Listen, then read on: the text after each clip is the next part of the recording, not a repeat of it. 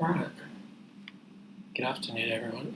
Mr. Stevens here with another video on simplifying algebraic fractions.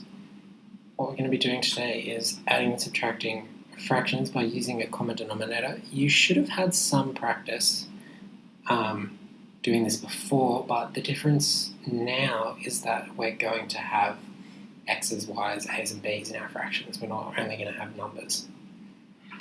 There are going to be two key steps we're going to be going through when we're solving these problems, is finding an appropriate common denominator, and then once we've got our fractions with a common denominator, we just add or subtract whatever's in the numerator.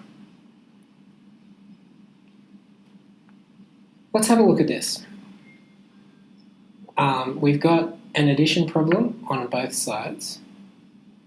On the left here, it's just numerical fractions, and on the right, we've added in some x's to the top and bottom of the fractions.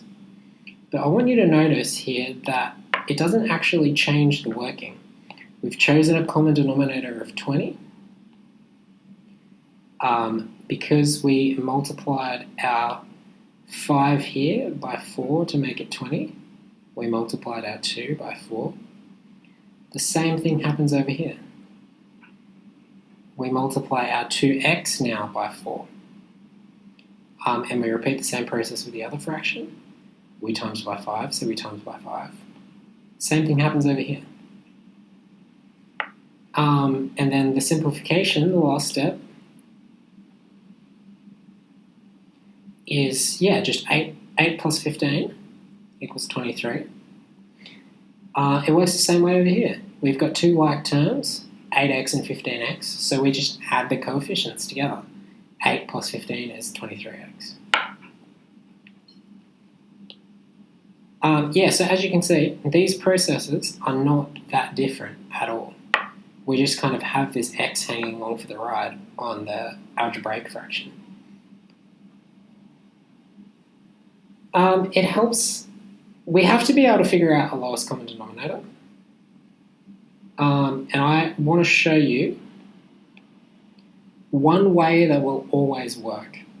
Okay, if you're trying to think of a common denominator and you can't, if you multiply these numbers together and choose a common denominator of 32,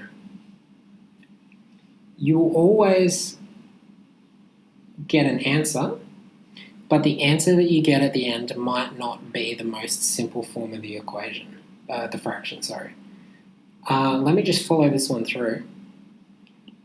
To get 8 to 32, we times it by 4, so 7 times 4 is 28.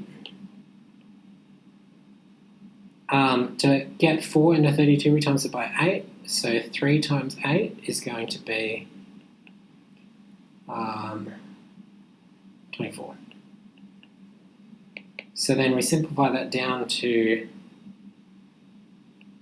52 over 32. And now you see this fraction is not in its most simple form. We can practice what we were doing last week and think of a common factor that we can divide both by. Let's start with 2, 26, and 16. Can we reduce that even further? Yes, I think we can. Okay, I think that's the most simple form of the equation, the fraction, sorry.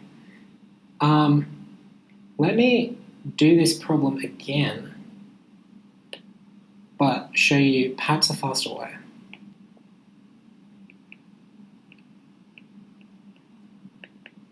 This method that I've already shown you here, it will always work. Okay, you will always get to your answer eventually.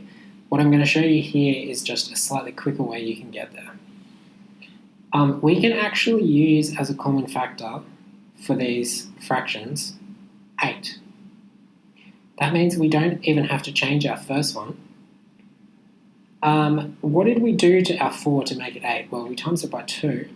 So if we times our top by 2, we get 6, and then we simply add those together, 13 over 8.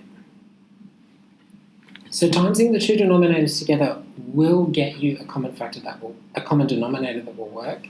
To get the lowest common denominator, sometimes you might need to think about, can I fit this number into this one? Because if you can, using 8 as a common denominator will make things a lot faster. Right, so we should be able to recognize appropriate common denominators, and once we've found our common denominator, use addition and subtraction to simplify problems involving algebraic fractions. Got some questions here for you guys to do, so if you can get started on that, that would be awesome. Thanks, guys.